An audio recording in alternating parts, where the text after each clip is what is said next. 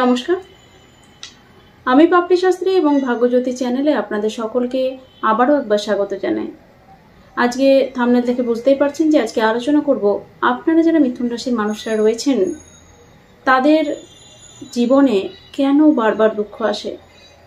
অবশ্যই ভিডিওটিকে স্কিপ করে না দেখে শুরু থেকে শেষ পর্যন্ত দেখার চেষ্টা করুন, কারণ প্রত্যেকটি বিষয়কে কিন্তু ধরে ধরে অ্যানালিসিস করার চেষ্টা করব এবং স্কিপ করে গেলে আপনি কিন্তু কিছুই বুঝতে পারবেন না। মিথুন রাশি নিয়ে আমার চ্যানেলে প্রচুর ভিডিও রয়েছে, আগেও অনেক ভিডিও করেছি।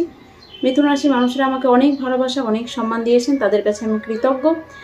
এবং যারা এখনও পর্যন্ত দেখেননি মিথুন রাশির ভিডিও, তারা অবশ্যই আমার চ্যানেলে গিয়ে ভিডিওগুলি দেখতে পারেন। এবং আজকের এই ভিডিওটির সঙ্গে যদি আপনারা আপনাদের জীবনের সাদৃশ্য পান তাহলে অবশ্যই নিচে কমেন্ট বক্সে লিখে জানাতে একদম ভুলবেন না।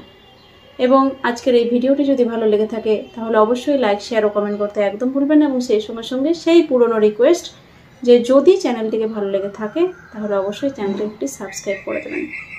যাই হোক, সরাসরি অনুষ্ঠানের মধ্যে চলে আসবো। এই মিথুন রাশি হচ্ছে মহারাশির তৃতীয় রাশি এবং মিথুন রাশির অধিপতি গ্রহ হচ্ছে বুধ। আমরা জানি যে বুধ হচ্ছে একটি বালক গ্রহ এবং এই মিথুন রাশির অধিপতি বুধ হওয়ার কারণে এই মিথুন রাশির মানুষদের মধ্যে কিন্তু একটি ছেলে মানুষী ভাব আমরা দেখে থাকি এবং একটি ছেলে মানুষী ভাব কিন্তু এদের মধ্যে রয়েছে। মিথুন রাশির মানুষরা অত্যন্ত সহজ সরল প্রকৃতির হয়ে থাকে, অত্যন্ত সরল মনের হয়ে থাকে এবং সেই সঙ্গে সঙ্গে খুব সহজেই এরা কিন্তু যে কোনো কারোর সঙ্গে মিশে যেতে পারে, অর্থাৎ মিশুকে প্রকৃতির হয় সাধারণভাবে। এবং এরা কিন্তু অত্যন্ত বন্ধুত্বপূর্ণ হয়, বন্ধুদের সঙ্গেও এদের প্রচণ্ড মেলামেশা থাকে এবং যে কোনো বয়সের লোকের সঙ্গে এরা কিন্তু সহজেই মিশে যেতে পারে বা মিশুকে প্রকৃতির আমরা এদেরকে বলতেই পারি। খুব ভালো এরা কিন্তু কথাবার্তা বলতে পারে, অর্থাৎ এরা এদের কথাবার্তা দিয়ে যে কোনো কারোর মন কিন্তু জয় করে নিতে পারে। আমি মিথুন রাশির একটি ভিডিওতে অনেকদিন আগে একটি ভিডিও করেছিলাম, তখন বলেছিলাম যে এই মিথুন রাশির মানুষরা যে কোনো আসরকে কিন্তু জমিয়ে দিতে পারে, যে কোনো জায়গায় যে কোনো রকমভাবে এরা কিন্তু আসর জমিয়ে দিতে পারে।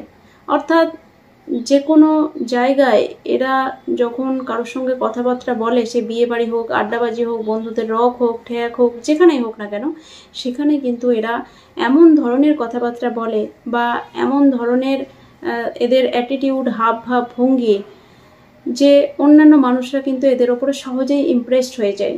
এবং সেখান থেকে যদি এই মানুষটি চলে আসে তাহলে সবাই কিন্তু এই মানুষটির খোঁজ করে যে ও কোথায় গেল, ওকে ডাক, এরকম টাইপের ব্যাপার একটা। অর্থাৎ মিথুন রাশির মানুষরা কিন্তু আসর জমাতে একদম বীর বলা যেতে পারে। এদের জুড়ে মেলা ভার, এরা যে কোনো জায়গায় যে কোনো রকমভাবে কিন্তু আসর জমিয়ে ফেলতে পারে। এই মিথুন রাশির মানুষরা কিন্তু অত্যন্ত চালাক প্রকৃতির হয়, তবে অবশ্যই এরা কিন্তু নিজের চালাকি দিয়ে কখনোই কারো কোনো ক্ষতি করার কথা চিন্তা করেন না। এরা নিজেদের চালাকি দিয়ে যে কোনো অসম্ভব কাজকে সম্ভব করে তুলতে পারে, তাই এদের কাছে সম্ভব নয় এরকম কাজ কিন্তু হতে পারে না। অর্থাৎ যে কোনো কাজকে এরা কিন্তু ঠিক প্ল্যানিং করে সাকসেসের দিকে নিয়ে যেতে পারে। এবং এদের ক্ষেত্রে আমরা দেখে থাকি যে অনেক উচ্চপদস্থ বা সমাজের অনেক মান্যগণ্য ব্যক্তিদের সঙ্গে এদের কিন্তু ভালো পরিচিতি থাকে, এদের ওঠা বসা থাকে এবং এদের যাওয়া আসা থাকে এই সমস্ত মানুষদের সঙ্গে। এবং এই সমাজের উচ্চপদস্থ মানুষদের থেকে যে কোনো সুযোগ সুবিধাও কিন্তু এই মিথুন রাশির মানুষরা পেয়ে থাকে।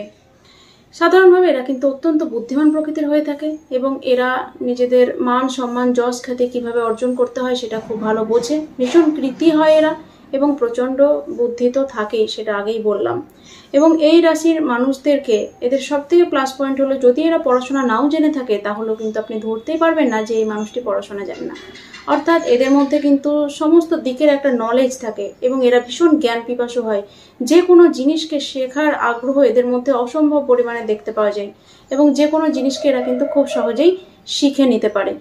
তাই অবশ্যই মিথুন রাশির যারা মানুষরা রয়েছেন এই মানুষরা কিন্তু প্রচণ্ড ভালো ভালো গুণের অধিকারী।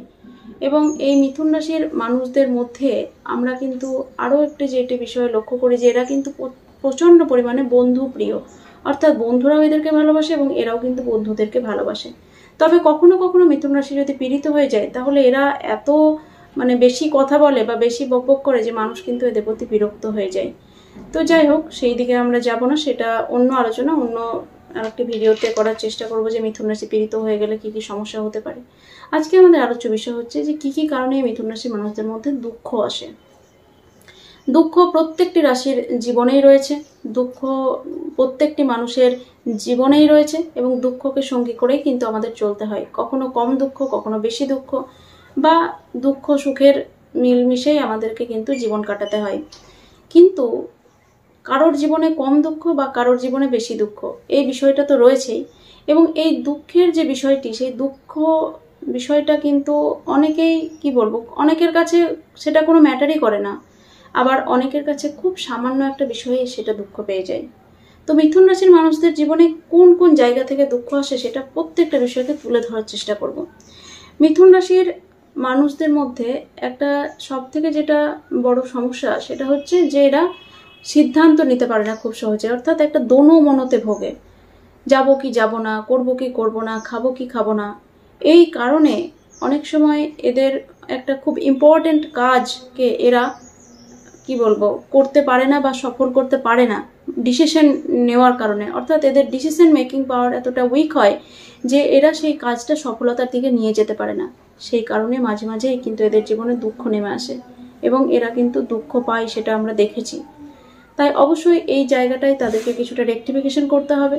যদি তারা নিজেরা ডিসিশন নিতে না পারে, তাহলে তাদের যারা কি বলবো ক্লোজ ফ্রেন্ড বা রিলেটিভ, বা তারা যাদেরকে ভরসা করে, সেই সমস্ত মানুষের আমি বলবো পরামর্শ নেওয়া উচিত। যদি এমন কোনো কাজ থাকে যেখানে কনফিউশন ক্রিয়েট হচ্ছে, সেই জায়গায় অন্য মানুষের একটা, কি বলবো, পরামর্শ নেওয়া উচিত, এবং সেই অনুযায়ী এগিয়ে চলা উচিত। যে তাকে অবশ্যই একটা ভালো পরামর্শ দিতে পারে, বা তার পরামর্শে আগে উন্নতি হয়েছে, সেই রকম ধরনের পরামর্শ নিতে হবে।